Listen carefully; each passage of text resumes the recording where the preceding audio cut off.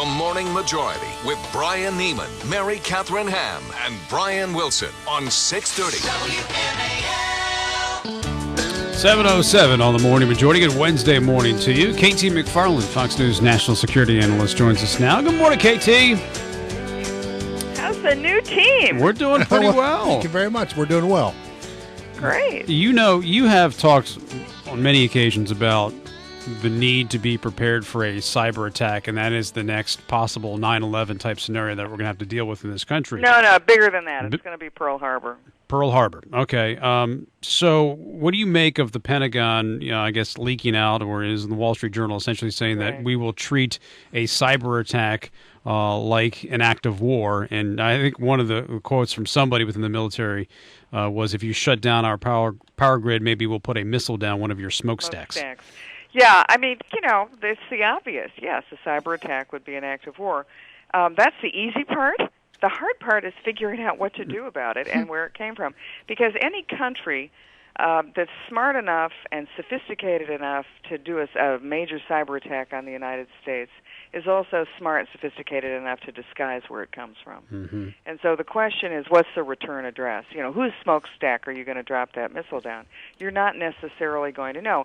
Even the Stuxnet virus worm in the Iranian nuclear centrifuge program, nobody's really sure where it came from. We can deduce which countries have the ability to do that, which countries have the motive to do that, but we don't ever have proof. And that's a really dicey way to go to war with somebody if you don't have any proof. Right, and to get the backing from other countries or from the UN, we're to say, oh yeah, well, this is what Iran did to us, or this is what China did to us, and so we're going to respond that way. Yeah, and here's the other thing that frightens me about the whole thing. There's really three things. One, you're not going to know where the attack came from necessarily. Number two, we are the most dependent country in the world on high tech, on the internet, on computers. They run everything from our banking system to our waterworks to our electrical grid to our military. So we're the most dependent. And then the other thing is, which part of us is the most dependent? The Cyber Command created at the Pentagon does two things. It protects civilian military contractors and the Defense Department, and has an offensive cyber capability. But the rest of us are left to our own devices. So, for example, I'm sure WMAL has some kind of, Symantec firewall and server. Yeah, we got guinea pigs in the back. Exactly. But we can't get Wi-Fi. Yeah, that's all right. We're not even allowed to have Wi-Fi in the studio. But what if what if there's a cyber attack on the United States airwaves? Everybody is left to their own devices in the civilian economy, but it's so expensive, so complicated, so difficult that most of us don't have much. Yeah, well, the power grid, the banking system, and Wall Street are what concern you the most. Because that would just do devastation to the economy. You think of what an attack, like a Pearl Harbor attack, you think of what a military attack would do to the United States and how long it would take to recover and how long we would sort of be devastated. Think of what would happen if the entire computer system and internet went down. We couldn't get to tomorrow. Yeah. Is it encouraging to you at all, KT, that the Pentagon is talking this way? Does that mean that there's stuff going on behind the scenes to work on this? Or is it more concerning? Yeah. You mean admitting you've got a problem exactly. is the first step in recovery? Yes. I think it's fine that they're talking about it. I'd like to know what they're doing about it. Well, I wanted to ask you a little bit about Libya. That's something that, for many people has fallen off the radar pretty fast. And Hillary Clinton is going to have a meeting with the NATO coalition this week. What's going on there, and what is the objective of this meeting? Well, it's a mess. We went in with the Libya war, and it is a war, with no clear objective of what we wanted to do. You had the President of the United States putting the prestige of the United States on the block by saying Gaddafi has to go a number of times. Hillary said the same. Everybody said the same thing, except the Pentagon and the CIA, who knew they'd have to figure out how to do it. And there was, there are two sort of fundamental rules here. You can't force a regime change without boots on the ground. Bombing alone doesn't do it. And Gaddafi knows that. So he's got a stalemate, and for him a stalemate is a checkmate is a win, because he knows we're not going to bomb and take civilian casualties. So where does he put his forces? In civilian areas. And he knows we're not going to send boots on the ground. So what does he do? He hangs tough. And if what you saw last week in Egypt with Mubarak facing charges and potentially the death penalty, that sends a message to every autocrat in the Middle East: don't leave Hang voluntarily. on for dear life. Yeah. And do you think there's any chance that, domestically speaking and politically speaking, that Obama has to justify this with a war powers move, or does he just should? I mean, I wrote a piece on it for the Fox website. He has broken and violated and probably killed the war powers resolution, which was designed to deal with situations exactly like the Libyan war. But because the left, which is the sort of authors of the war powers resolution, they're not going to go after him because he's their guy.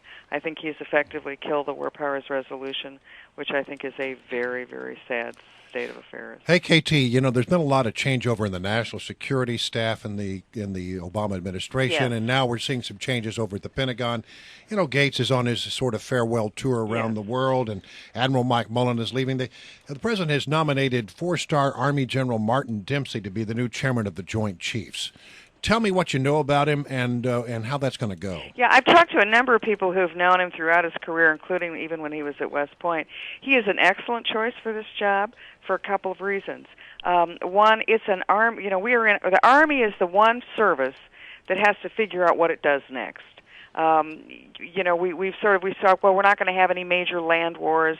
Why do we need an army? We're going to have small, long-term, low-intensity conflicts. So that's what you have the Marines for. We're going to have naval, freedom of the seas issues. That's why you have the Navy. We have nuclear weapons. That's why you got the Air Force. So what does the Army do? And the fact that you've got some pretty thoughtful people as the chairman of the new Joint Chiefs, the new chairman and the chief of staff of the Army, Odierno, those are guys who can help figure out what's the Army's role going forward. And I think that they're both, especially Dempsey, is somebody who's a think-outside-the-box guy. And he's got military experience.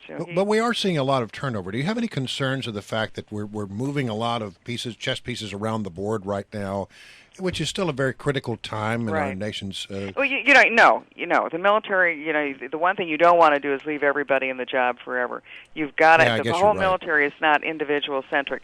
The only thing that concerns me a little about this, and I think the advantages overcome the disadvantages, is I'm a little concerned about somebody who has been so rapidly promoted and owes his entire sort of job and career and promotions to the White House. I don't know how independent he is able to be, although he's a guy who has a reputation for independence. All right, it's been a month, I guess, to the day since we got Bin Laden. Has there been any thawing in the relationship between our national security interest and Pakistan's when it comes to working on the same page?